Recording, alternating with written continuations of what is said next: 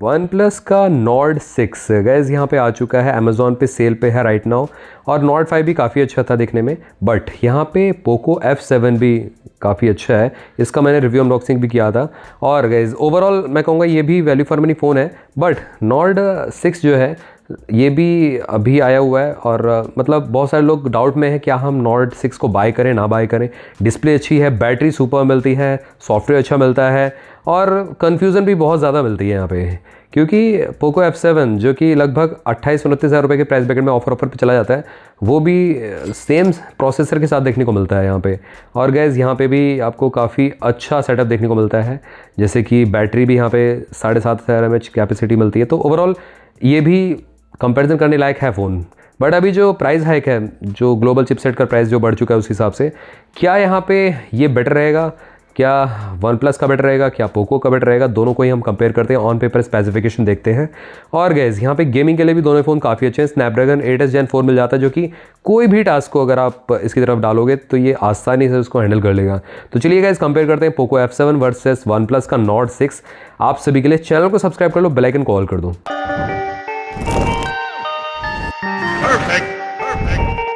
यहाँ पे F7 की बात करें तो 3G 4G 5G, नॉर्ड 6 की बात करें 3G 4G 5G। 4G जो बैंड्स मिलते हैं पोको F7 में 18 मिलते हैं, वन प्लस नॉर्ड 6 में 11 मिलते हैं। 5G जो बैंड्स हैं पोको F7 में स्लाइटली ज़्यादा है नॉर्ड 6 से, बट इससे कोई फ़र्क नहीं पड़ता। यहाँ पे दोनों ही इंडिया में जितने भी टेलीकॉम पार्टनर्स हैं, दोनों सारे पार्टनर्स पे सपोर्टेड है।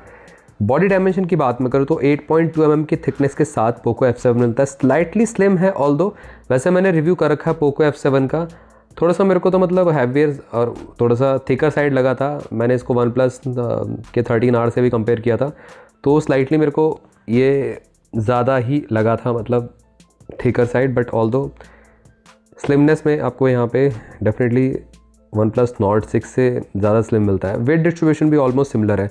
वैसे फ्रंट ग्लास फ्लैट देखने को मिलता है दोनों में ही, नॉर्ड 6 की बात करें या वन प्लस नॉर्ड 6 की बात करें, पोको F7 की बात करें।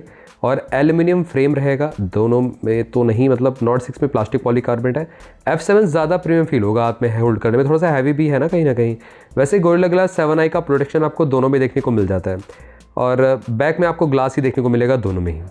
ड्यूअल सिम, और यहाँ पे प्रॉपर मतलब ई सिम का सपोर्ट तो नहीं है, बस नैनो सिम मिलते हैं वैसे इन दोनों के इंडियन वेरिएंट में। दूसरा ये है कि यहाँ पे IP68 की रेटिंग है, प्रॉपर वाटर में सबमर्जेबल है, बट इसका मतलब ये नहीं है कि आप पानी में सबमर्ज कर दीजिएगा फ़ोन को, बट ये है कि यहाँ पे IP रेटिंग मिल जाती है, तो इनग्रेस प्रोटेक्शन बेटर मिलता है। डिस्प्ले के बारे में बात करते हैं तो पोको F7 आपका सिंगल हैंडेड फ़ोन नहीं है, ये थोड़ा सा बड़े हैवियर साइड का फ़ोन है। नॉर्ड 6 भी आपका सिंगल हैंडेड फ़ोन नहीं है ऑल्दो, बट यहाँ पे डिस्प्ले साइज स्लाइटली छोटा है as compare to Poco F7। वैसे यहाँ पे 68 बिलियन कलर को शो कर सकता है, वन प्लस नॉर्ड 6 सिर्फ 1 बिलियन कलर को शो कर सकता है। तो गैस यहाँ पे कलर डेप्थ, कलर एक्यूरेसी ज़्यादा आपको बेटर मिलेगी पोको F7 में। ऑन पेपर स्पेसिफिकेशन तो यही कहते हैं, आपके सामने है जो। और PWM डिमिंग जो है वो कहीं ना कहीं यहाँ पे दोनों में ही ऑलमोस्ट सिमिलर सा मिलता है 3840 हर्ट्ज़ का। और साथ में डुअल विजन HDR10+ का सपोर्ट मिलता है पोको F7। नॉर्ड 6 में HDR10+ तो मिलता है, बट डुअल विजन यहाँ पे सर्टिफाइड नहीं बताया गया है।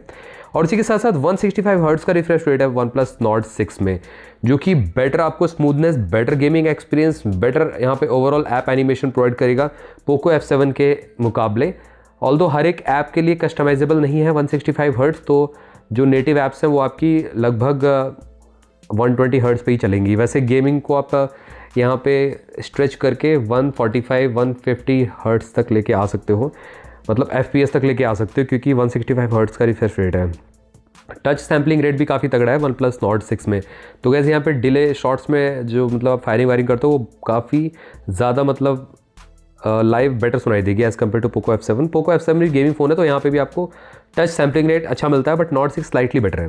स्क्रीन टू बॉडी रेशियो आपको दोनों में लगभग 90% का मिलता है, तो ये अच्छा है। एज टू एज तक डिस्प्ले है, सिमेट्रिकल टाइप की मिलती है, नीचे की साइड से हल्की सी आपको चिन लगेगी, बट ऑल्दो यहाँ पे दोनों की डिस्प्ले फ्यूचरिस्टिक बेटर है यहाँ पे। उसी के साथ साथ यहाँ पे 1.5 के रिजोल्यूशन भी देखने को मिल जाता है।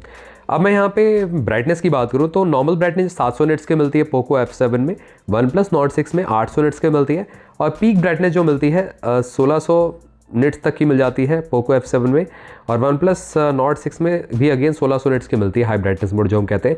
और पीक ब्राइटनेस यहाँ पे पोको F7 में लगभग 4500 निट्स की है, और नॉर्ड 6 में 1800 निट्स की मिलती है। 1.5 के रिजोल्यूशन आपको दोनों में देखने को मिल जाता है। प्लेटफॉर्म के बारे में बात करते हैं। अब पोको F7 1 साल पुराना हो चुका है, तो 1 साल के अपडेट्स आप यहाँ पे ले चुके हैं ऑलरेडी। HyperOS 3.0 चल रहा है एंड्रॉयड 16 के साथ। अब OnePlus Nord 6 आपको एंड्रॉयड 16 के साथ ही मिलेगा आउट ऑफ द बॉक्स। तो 4 साल के मेजर अपडेट्स के हिसाब से एंड्रॉयड 20 तक जाएगा और पोको F7 एंड्रॉयड 19 तक जाएगा, क्योंकि एंड्रॉयड 15 पे लॉन्च हुआ था, तो 4 साल मिला लो एंड्रॉयड 19, तो ये है। और 6 साल के सिक्योरिटी पैचेस दोनों में ही देखने को मिल जाएंगे। अब यहाँ पे दोनों में ही सेम चिपसेट यूज़ किया गया है, स्नैपड्रैगन 8s Gen 4, जो कि 4 नैनोमीटर फैब्रिकेशन पे बेस्ड है। तो यहाँ पे गेमिंग के लिए कोई दिक्कत नहीं, काफ़ी परफेक्टली यहाँ पे गेमिंग कर पाओगे, चाहे BGMI खेलना हो, चाहे आपका यहाँ पे फ्री फायर खेलना हो, वूदरिंग वेव्स खेलना हो, मतलब कोई सा भी गेम यहाँ पे फेंकोगे हैंडल कर लेगा, कोई दिक्कत नहीं। कोई भी ऐप यहाँ पे मल्टीपल ऐप्स को भी रन कर सकते हो, साथ में यहाँ पे मल्टीटास्किंग की हो जाएगी। तो ये लगभग आपका स्नैपड्रैगन 8 Gen 3 के आसपास आया था ये प्रोसेसर, तो 2 से 2.5 मिलियन के R2 बेंचमार्क को टच करता है, तो काफ़ी तगड़ा प्रोसेसर माना जाता है ये। Adreno 825 GPU भी देखने को मिल जाता है ग्राफिक इंटेंसिव टास्क को हैंडल करने के लिए। अब मैं मेमोरी की बात करूँ आप सभी से, तो कार्ड स्लॉट वैसे दोनों में से किसी में नहीं मिलता, वैसे हाइब्रिड देना चाहिए कंपनी को यहाँ पे, बट देती नहीं है। वेरिएंट्स की बात करते हैं तो पोको F7 दो ही वेरिएंट आते हैं, 12256 और 12512, और OnePlus Nord 6 भी आपको 2 ही वेरिएंट में देखने को मिलता है, 12 to 56 GB मॉडल और 12 512 मॉडल। ये आपका अमेजोन पे अवेलेबल है, आप इसको ग्रैब कर सकते हो। और UFS 4.1 मिलता है, तो यहाँ पे डाटा ट्रांसफर स्पीड काफ़ी फास्ट है, यहाँ पे रीड राइट स्पीड काफ़ी तगड़ी रहती है। अब आते हैं कैमरा पे, तो गैस यहाँ पे पोको वैसे तो कैमरा सेंट्रिक फ़ोन बनाते नहीं है, बट यहाँ पे पोको F7 का जो कैमरा है डिसेंट से बेटर है। बट यहाँ पे फ्रंट कैमरा की बात करें तो Nord 6 क्लियर विनर है, 32 मेगापिक्सल का सेल्फी शूटर मिलता है। ऑल्दो Nord 5 से यहाँ पे डाउनग्रेड ज़रूर मैं कहूँगा यहाँ पे, और 4 की रिकॉर्डिंग आपको देखने को नहीं मिलती है Nord 6 में, ना ही आपको पोको F7 में।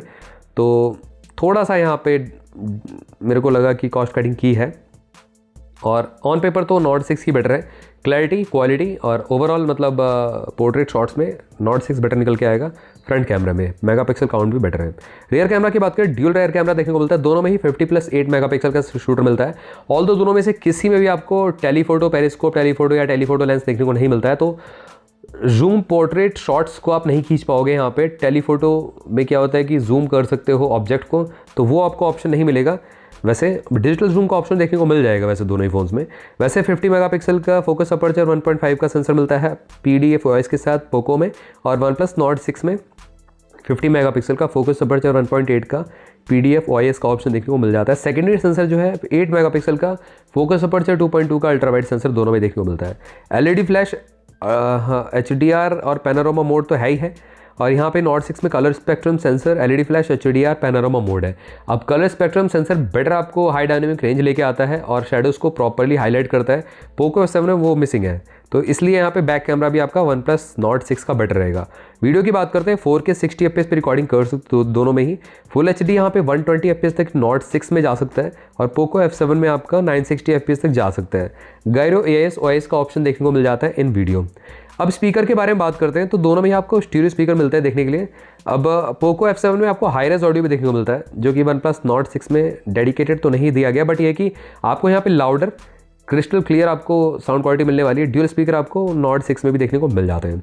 कम्युनिकेशन पे आते हैं, यहाँ पे Wi-Fi 7 मिलता है पोको F7 में, जो कि लेटेस्ट है, बेटर है यहाँ पे।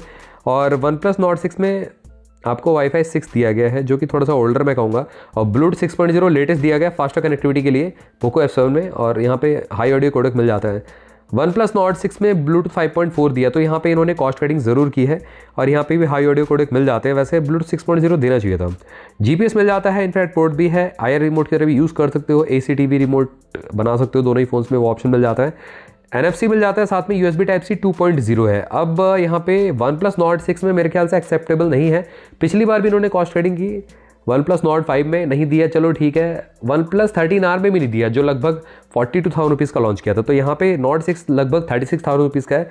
यहाँ पे भी USB Type-C 3.2 का सपोर्ट नहीं मिलता। और तो और यहाँ पे under display optical fingerprint sensor दोनों में देखने को मिल जाता है।